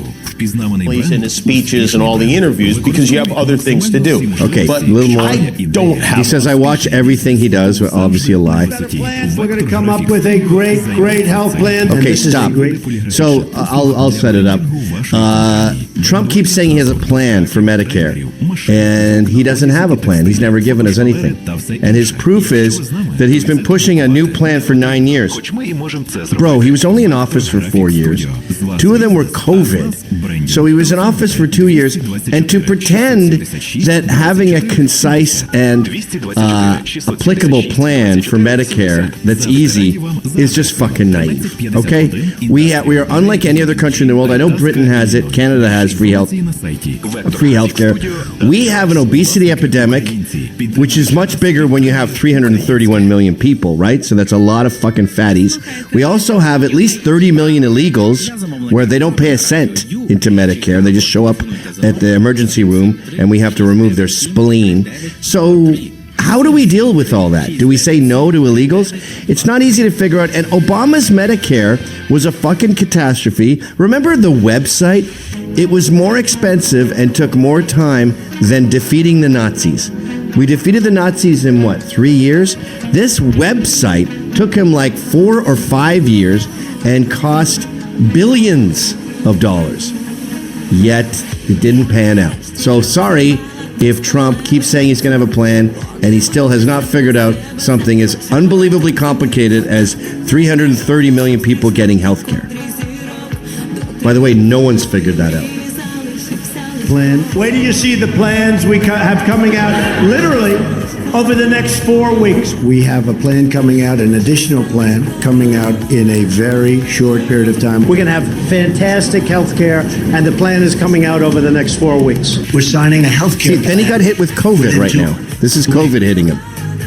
9 years after you first started running, do you have a plan, and can you tell us what it is? Obamacare was lousy health care. So just a yes or no, you still do not have a plan? I have concepts of a plan. They laugh because they have such a great plan. Yeah, well, we'll be announcing that in about 2 months. In about 2 months. That was 2019. We still haven't seen a plan for health. If someone who works for you, well, let's say it's your barber, promises. See, this is a common thing. For trimming. This is stop. The left loves doing this with if you have 10 building blocks and someone else has 2 building blocks, don't you think it would be fair if you gave someone else some of your building blocks and you go, well, yeah, that sounds reasonable. Well, then you're stupid if you don't follow this. I hate that motherfucker. So Jimmy Kimmel, since you have a lot more money than me, can you give me some? Fucking bum. Go ahead. It makes no sense. Over and over again for 9 years and never does. You probably fire that person. You probably get a new barber because your hair would be down to your ass. Donald Trump was president for 4 years. You would think that at this point he would have some answers. Joe Biden was president for 4 years. Medicare didn't budge. There was zero progress during Biden's time. He always said that Kamala is not a vice president. She's a co-president. So what the fuck did this co-president do with Obamacare, Medicare, health care? Nothing. The worst part is kind of plans. Do you remember how awesome he was on The Man Show? I knew him. I used to hang out. Not hang out with him. The Man Show was the fucking best show on TV. It was fucking hysterical. Yeah. They had titties. They were drinking. It was fucking great. He was a hilarious, mean guy. He turned into this fucking cunt piece of shit. Yeah. He's a cunt of a man. Imagine you go from being like a fucking everyone's favorite man to this fucking totally different person. Oh, what a fucking shame. For simple questions about subjects like healthcare and childcare. But every time they ask him one of these simple questions... And how much work has he had done? Look at his fucking face. That's not natural. Look at his eyes. Look at his nose. Come on, that shit ain't natural. To lower the cost of childcare, what's the plan? He doesn't even try to answer. Childcare? Okay, so now it's a new problem. So this is point number 2. Childcare. He doesn't have enough of a plan for childcare. Okay. In a strong, functioning, traditional economy, you don't need childcare. Daycares are the beginning of the end. Trump doesn't like this question because he knows it's a trap. He knows that discussing childcare means that he will have failed because we want to make America great again like the 80s. And in the 80s, mom stayed with the kids. So he can't say this, but what he really wants to say is, I don't want us to need childcare. I don't want us to need daycares. That's a sign of failure. Daycares are a sign of a failed society. But he can't say that, obviously, when he's running. Why should the government pay for anyone's child care? You know why they push this? Because it sounds nice. Child care. It's your child. I care Take about care children. of it. What's the opposite of child care? Child hate? Child abuse? So this is a fucking red herring, this whole thing. the child care thing? To make childcare affordable? And if so, what specific piece of legislation will you advance? Well, I would do that, and we're sitting down. I was somebody, we had Senator Marco Rubio, and my daughter Ivanka was so impactful on that issue. It's a very important issue, but I think when you talk about the kind of numbers that I'm talking, tittering in the background, that because look, child care is child care. It's there's something you have to have it. Child care is child care. You can't argue with that. He's like a child who didn't do his book report. You're the one using that word in propaganda games. How about being forcibly sex changed at school? Now I understand this is a tough subject. Stop. So we're on our third point now. There was healthcare, incredibly complicated. Childcare, you're trying to trick me, and that's a trap. Children having sex changes at school. He obviously, if he said they're having operations at school, he obviously didn't mean that. What is actually happening is there are children being told they're a different gender at school. So you send Jimmy to school, and Jenny is there at school as Jenny. Schools are being told to allow her to be Jenny at school, him, and act as a girl. So his point is, I sent my boy to school, and at school he was a girl. You changed his gender. No, you didn't literally change his sex. However, speaking of operations, we have heard tale of women, young girls getting top surgery where they have their tits taken off. If the dad has a problem with that, he could be arrested or lose custody of his child. So if he doesn't go along with this stupid gender trick, then he's not seeing his son again. Jimmy Kimmel is pretending that we all think kids go to school and have their dicks cut off. And then he does this thing where he goes, imagine how dumb you'd have to be to think that you get your dick cut off at school. Yeah, that's why your analogy sucks, because you're full of shit. It's called psychological warfare. Understand, but this alarm he keeps sounding about forced sex change operations, this is not happening. This is an imaginary problem. But Donald Trump forced sex change operations, yeah, but it's not an imaginary problem. This making your kids a different gender is a real thing. No, they're not holding down a child and cutting his penis off. No one thinks that. You're an asshole. Straw man number 3. Our children's penises are in grave danger. Your child goes to school, and they don't even call you, and they change the sex of your gender. child. Perform sex change operation and send them back home. Make the boy that is into a girl. Not true. He misspoke. And not tell the parents. Your boy leaves the school. They're cherry picking everything he says, and they're warping it, just like they did with whatever he said a couple days ago about women. I said sex change operation instead of change the gender. I'm sorry, you got me.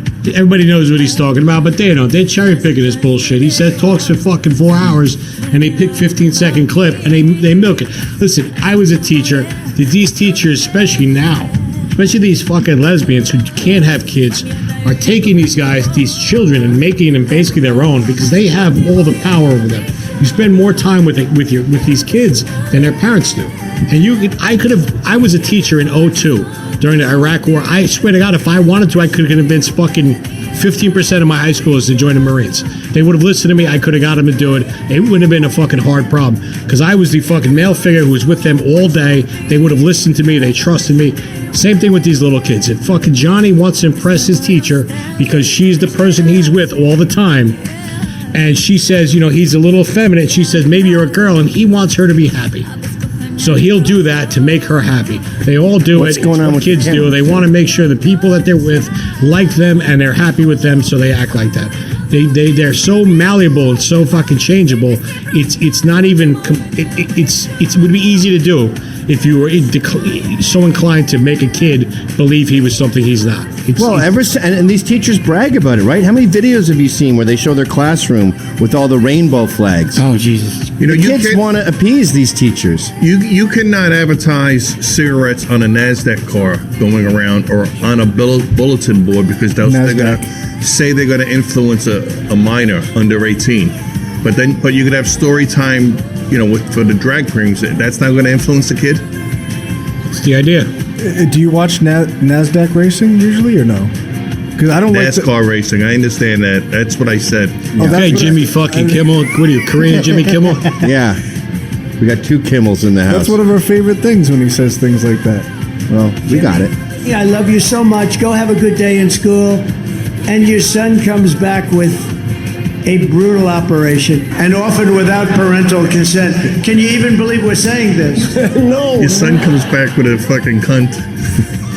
Your son comes home with big titties. Now, as far as brutal operation goes, there are instances where fathers are not in control of what happens with their daughter, and their daughter gets top surgery. That's a brutal operation. Any child in California. He's not literally saying that there's an epidemic where young boys of 10 years old are going to school and coming back with cunts. Yes, I am saying that. You know that's not fucking true. It is true. And then they laugh at him for believing something so stupid. There's nothing funny about a cunt on a guy. It's like when they say gay marriage is just 2 people in love and they want to be together. You're against that? And you're like, you made my argument into 2 people are in love and I'm against it. My argument is it's all a lie. You're doing gay marriage because you want to terrorize fucking Christian bakers and you don't really give a shit about each other. This is all bullshit. It's a performative thing. None of us can believe you're saying this. Public schools are not giving gender surgeries to children or any surgeries to children. And without the parents' permission, parents can't send their kids to school with peanut butter. Okay? Schools won't let kids eat nuts. You think Stop, you fucking disingenuous shithead. Yes, you cannot get a tattoo unless you're 18. But you can talk to your teachers without their parents' knowledge about having a different gender at school. That's a real thing. And if the parents don't support the child's decision at 10, they will take the child out of the custody of the parents. So he's ironically making our point. Like, He's a our fucking point is, moron. can you believe you can't bring peanut butter to school, but you can fucking allow your child to live as a girl at school? He's just trying to do an advertisement for Harris to get more votes for her. Yeah. That's I all know, he's and I doing. want to nip it in the bud. He's a fucking moron. You're okay with cutting them off? This is a lie. You have to know that. You're a lie. You do know this. This is not real. The president should be focused on things that are actually He does things. know this. There are so many difficult problems that need to be solved. And this guy he can't stop talking about windmills. Yeah, the windmills, they don't work. They're worse. They're rusting and rotting. They're making a lot of noise. I could hear it for 2 miles away. They're destroying the country. Okay, I don't know what number we're at now. I think it's 5. Windmills are a perfect example of the green movement and how gay and retarded it is. Windmills don't work. They take way more energy to create than they could ever hope to give out. They are a blight on the skyline. I was just in Costa Rica. It was nothing but fucking windmills. Windmills are constantly brought up by him because they are a great example of the left's cockamamie solutions to problems that don't exist. We should be drilling. We should be fracking. We've got plenty of our own resources. We're, the second biggest country, third biggest country in the world after Canada and Russia, who don't even have any people in them. So as far as populations go and land, we're definitely at the top here. We're bursting with resources. We should be using them, and we waste our fucking time on wind, which is bullshit. Same thing with solar. Solar's also a complete fucking waste of time. Total, and that's another great example. The problem with solar is it's not as great to mock because it's just a bunch of flat black things in the desert. Windmills kill birds. They're ugly. They collapse. They fucking birds fly over the solar panels, and the heat coming up back up is so hot it fries them. They kill way more birds with fucking solar panels than they do with the what's called. But the ones off the coast, the fucking shut the beaches down. Those windmills off the coast, they What kill is the going fucking on? whales. They interfere with the whale sonar in Jersey. When they put them off the coast, it fucks with the whales, and all the whales die. 10 whales died in the last 2 years or something like that? Yeah, because they're very attuned to the frequencies of the ocean. Right. And when these incredibly loud, screaming machines are stuck in the ocean, they get confused. They're also shutting the beaches down because the blades are snapping, and there's humongous shards of fiberglass. Really? Yeah. Look, and the reason Ryan. he's bringing all this up is not because he loves whales. It's because you guys say you love whales, and then you push something that kills whales. I love whales. So he's Save using the whales, man. He's using windmills, human whales, to. I love human whales if it's after 4 a.m. and it's not looking like I'm going to be able to take anyone After 10 decent a.m. home. for me. Yeah, a lot of beaches shut down. Get back to this cop video. I love beached whales. A lot of dead birds. Go to a windmill and just look underneath. You'll see birds all over the place. It looks like a bird cemetery. They're killing the bald eagle and other eagles. And then they kill all the whales, right? They're driving. Got a dead bird underneath the windmill. You got horses and dead whales. Tom Petty has long blonde hair? Yeah. Never. Thank you. Yes, I do. Come on, man. He's got like short hair. No. Well, now I have no hair, but. Jay. Yeah, it's not long. So like normal high school 80s hair. He had it longer. I'm going for the when he had it longer era. Never Where's really that? had long hair. What? Does anybody have scissors? Okay. I knew it wasn't your fault. I've seen him with longer hair. There you go. You're right. Believe it or not, Ryan's right. Let me see. Now Yeah. we have, Why don't you spend the entire show finding a picture of him with long hair so you're not wrong? 'cause well, you're we have never to wrong. benefit Wearing truth. blue gloves. Why don't we talk about the blue or purple glove? Yeah. It's purple. You don't have to say Ryan, blue. can you anymore. ruin more shows with And they being say the wrong all the noise time? causes cancer. You tell me that. Wow, wow, wow. The wind is bull. The wind is bull. Wait, stop. So there's this guy, I always forget his name. It's a name like Warren Buffett. He's a huge oil tycoon. Lycan? What? Carl Lycan? No, he's got a cool name. Like Buddy Bloskis. And he's made billions in oil. And Getty? John Paul Getty? No, it's a name like Warren Buffett. Anyway, he goes, Buffett? Warren Buffett, too. I lost my Jimmy fucking Buffett? ass. He goes, I lost my ass on wind. He goes, I made billions in oil that went great. I invested head over heels for wind. I thought it was going to be the next big thing, and I lost my fucking ass on that shit. Windmills are bullshit. That's what he was just saying. Is it T. Boone Pickens? There we go. T. Boone Pickens. I thought it was a black guy. That's Baboon that's Pickens. fucking absolutely nothing like That's Warren the Buffett. guy that owns the chicken joint down the block. No, that's baboon chickens. T. Boone Pickens he spent a ton of money because he believed in this mogul of fossil fuels and energy in general said wind energy is bullshit. I lost my ass on that fucking garbage. And so Trump is just reiterating that. Do you honestly believe that Donald Trump thinks that schools cut off 10-year-olds' penises and that he just thinks the wind itself, as it blows, is a lie? Like, these fucking West Coasters are so fucking stupid and arrogant at the same time. They reduce your argument to a retarded, facile, building block view of what you're saying, and it's not what you're saying. And then they go, do you guys believe that this idiot thinks pens don't exist? I mean, there's a pen right here, and then everyone laughs. And you're like, that's not what he's saying, fuckface. You're not sophisticated enough to understand what he's saying. He's saying that all this this renewable energy shit is a joke. It's bullshit. Not literally wind, for fuck all. Honestly, do you know anyone who speaks like that? The people you know who think the wind is bullshit are crazy people standing on a street corner yelling at cars. He's completely preoccupied with nonsense. I'd like you to close your eyes now and imagine you're at the dinner table on a Sunday night. Your grandpa's there. So this goes on for a while, by the way. Grandpa's had a long day. Started the day tweeting hate messages to Taylor Swift. No, you can play it. He ended it dancing to the Village People for 39 minutes. Who are the Village You People? ask him to pass the green Imagine you beans, paid to and go see Grandpa this launches fucking into guy's this. show. But if I'm sitting down and that boat's going down and I'm this on is a good top one. of a battery and the water starts flooding in, I'm getting concerned. But then I look 10 yards to my left and there's a shark over there. So I have a choice of electrocution or shark. You know what I'm going to take? Electrocution. I will take electrocution every single time. Do we agree? No, we don't, because we don't know what you're talking about. That's why I'm glad I played this. Or maybe should have made it free. We don't know what you're talking about. Yeah, you don't know what he's talking about. Just like with the wind. What the fuck are you doing over there? Sorry, my phone went off. Why are you on your phone? Because I got to check the fucking scores. I got gambling going. You know I got a problem with gambling. Okay. Well, we'll have gambling check breaks every 15 minutes, all right? Please do not look at your phone. The Yankees lost. Have it going off. The Yankees did not win the World Series. That was the Dodgers. I saw a guy blow his fucking hand off. Did you see that?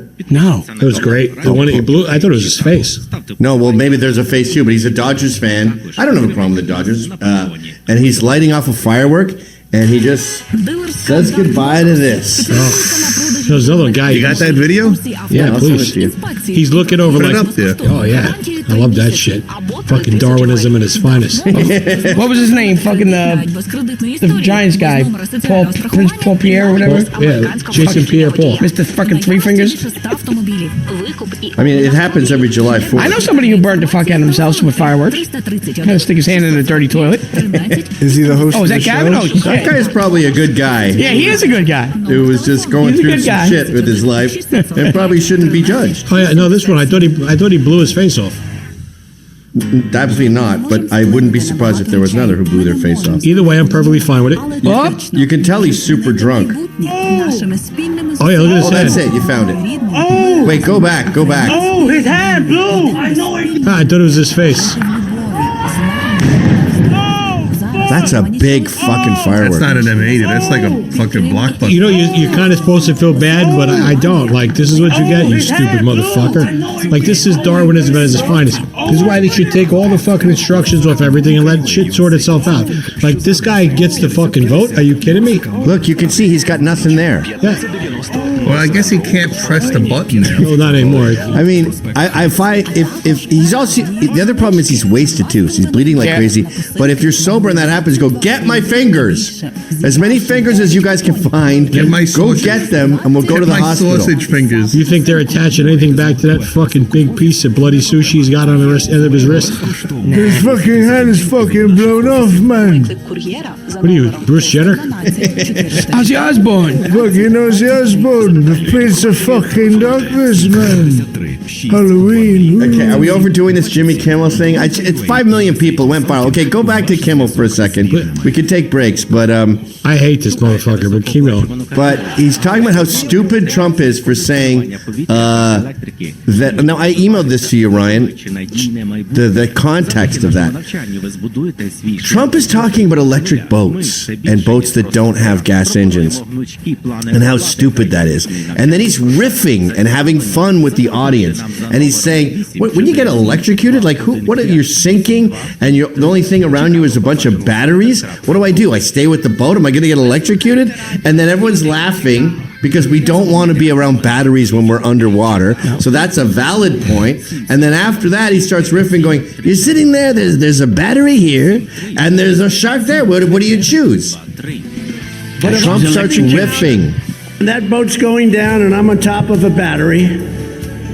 And the water starts flooding in. I'm getting concerned. But then I look 10 yards to my left, and there's a shark over there.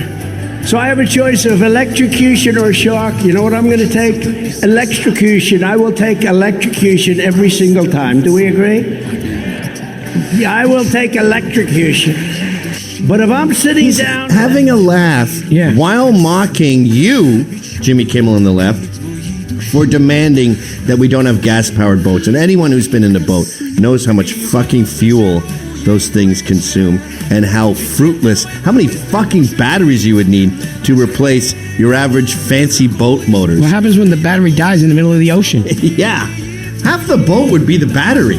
It's like replacing it's like having an 18-wheeler or a fucking harvester run by renewable If they energy. had electric 18-wheelers and everybody had to go electric with the 18-wheelers, they'd have to rebuild all the bridges in America because the payload, the weight of the trucks could not go across The batteries for a truck is around 8,000 pounds, and you need two of them. They had for a normal truck, like a diesel truck. No, like an electric heavy duty truck. They need and they need 3 batteries. They were talking about they were supposed to build these, 6 or 8 fucking, the 18-wheelers in Chicago, one of those big cities, and they were talking about they would have to completely shut every other piece of electric equipment off because they couldn't power these things up with the power grid they currently have.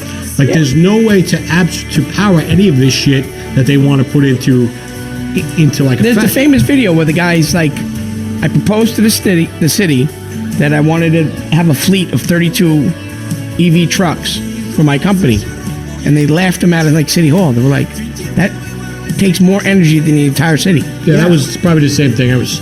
Well, even famous video. Even farm equipment, those massive harvesters that are like 50 feet wide, going. So you do one sweep of your land. Now that thing's drained. Where are you going to charge that? You can't charge it on your property. You have to drive it or have it driven somewhere to get recharged. I guess so. Now you need like 3 giant batteries that are already ready while that thing gets recharged. You got to take the battery out, I guess.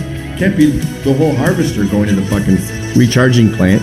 So, just like wind is bullshit, the boats is a retarded notion. And instead of boring everyone with the dynamics of electricity, he's making a shark joke. He's not literally saying, hey, would any of you guys rather be electrocuted or bitten by a shark? So Kimmel is lying. This is propaganda. And 5 million people have shared this fucking propaganda. It's a big fucking battery, man. You were talking about it. I mean... And then they have this face. I'm the normal guy. He's the crazy guy. He's high as a kite, that guy right there. Do you think he's going to sway anyone's vote? No. Do you think anyone, I would watch this, not that I would ever would, and I'm like, oh man, fucking Jimmy Kimmel. Wake you know up what? call. He's got some points. I'm going to vote for Kamala. Like, get the fuck out. He's putting it out there that Trump is an idiot. It's definitely a commercial. You know what I think it is? I think it's so the females who have exed family members, they can send this to their family members and go, this is why I exed you. I'm not crazy, you're crazy. And if maybe the woman or the man that she exed isn't savvy enough to break it all down and show you why this video is bullshit, now they feel justified in ostracizing their family members. Do you think there's any celebrity on this planet that makes an endorsement and somebody's like, oh, man, yeah, that's going to change my vote? Maybe Elon Musk because he's a fucking smart dude. But other than him, maybe Joe Rogan. Does anybody give a fuck who J-Lo endorses? Arnold Schwarzenegger? You give a fuck who those people endorse? When Joe Rogan endorsed Bernie Sanders, I went, fuck, what an idiot. I didn't go, maybe I should check out Bernie Sanders. But I'm sure people did. He's considered You wanted Colonel Sanders to run. Yeah, that's the Sanders. Fuck my brother and his bullshit socialism. You want some of that sweet Kentucky Fried. Yes, sir. Wait, someone was telling me they're not allowed to say Kentucky Fried Chicken anymore. No, all the restaurants are called KFC now. Well, where'd I get this? You may say it on the bucket, but on the stores, they don't say Kentucky Fried Chicken. It says KFC. Okay. And fucking Dunkin' Donuts changed their name to fucking Dunkin'. Where's the fucking donuts? I guess they don't make them anymore. A lot of croissants. I would be remiss if I didn't do a little more Jimmy. For president, aren't you supposed to be worried about important topics? And here's the thing: it's kind of funny. These silly random. Stop. Important topics. So, changing our children's gender, ostracizing our children from their parents, separating children from their parents to pursue gender ideology. The billions and trillions and zillions we're wasting on this notion of green energy with windmills and all this shit. Mocking him for not having healthcare figured out, which nobody does. These are all important issues, you cunt. You forgot the most important. What's that? With the lid on the coffee cup. It has to change the color because it has lipstick marks on it. That's true. That is important. Thanks, man. According to Kamala Harris, that's... I remember that, yeah. Very important. Would be fine if he was hosting a podcast or selling knives at the farmer's market, but he's supposed to be leading us. People are listening to him, and the country is getting crazier because he makes it okay to be nuts. Remember when all those people were in Dallas waiting for JFK Jr. and his dad to come back to life, and then he would serve as Trump's running mate in 24? Okay, let's try to imagine John F. Kennedy. Stop. I don't know that story. I don't neither. believe I've never you heard that all those people expected John F. Kennedy to come back from the grave and then run with Trump. But say there were crazy people like that, why are you glomming them on to fucking Trump? Go ahead. Trump just said. But if I'm sitting down and that boat is going down and I'm on top of a battery and the water starts flooding in, I'm getting concerned. But then I look 10 yards to my left and there's a shark over there. Did he just really play this? I have a choice. Because that is not, that's AI. Thank you, Matty. Thanks, Captain Obvious. Good detective work there, Matt. You really nailed it. Nailed it! Oh, is that what it is? No, you just figured out the internet. Oh, shit. Welcome to 2024, Matty. Hey, I graduated high school a long time It ago. sounds much nuttier when you hear it from a real president, right? Yeah, it does sound nuttier when you take a tangent that was done in basically a comic weave, and you throw it onto the greatest speech writers and best orators. You know this is recorded, Matt, right? He's not fucking pausing him in real He's time. not in the TV. Yeah. Oh, I thought that was a hologram. He's really small, man. Meeting point between QAnon and QVC. You remember when Ronald Reagan was selling high tops in the 80s? No, you don't, because he wasn't.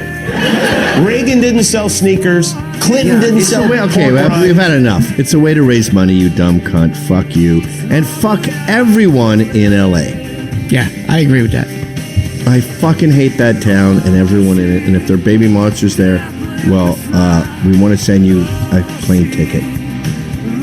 So Trump's making waves here. Jump over to well, why don't we do the intro with the cop talk? We're finally starting the show at 8:44.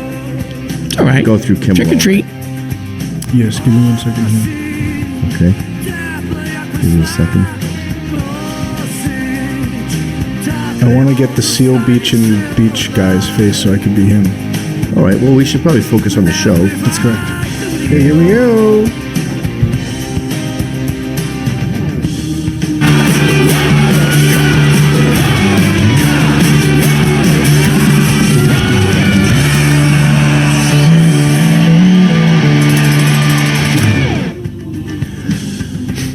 I would be remiss if I waited till tomorrow to discuss Trump in the garbage truck. We've got John in his garbage uniform for Halloween. We've all seen this now, right? That's the problem with this news cycle, too. Like, something will happen. This was big at like 7 a.m. So it's what? 8:40, and I'm basically a historian now. 7 a.m. yesterday. Was that 7 a.m. yesterday? Yeah. You sure? This is yesterday's news today. It took the heat off of him for the fucking what happened at the Garden with the fucking floating garbage in Puerto Rico. Well, he converted it into something good for him. Yeah. Wait, when was this? This tweet is from yesterday morning? October 30th, 2024. Happened. I did it a long time ago. And Vivek was out there. Oh, that's 6:32 p.m. Sure. So it was after we did it. Absolutely. I heard a great riff, actually, that's not in my notes, where, because they're making fun of him for wavering when he was getting on the thing. But maybe you can find this. He goes, get up there in the first seat. Oh, I think I sent it to myself. This is Access Radio. He goes, Chicago, the first step. AM 1240, WSBC, Chicago.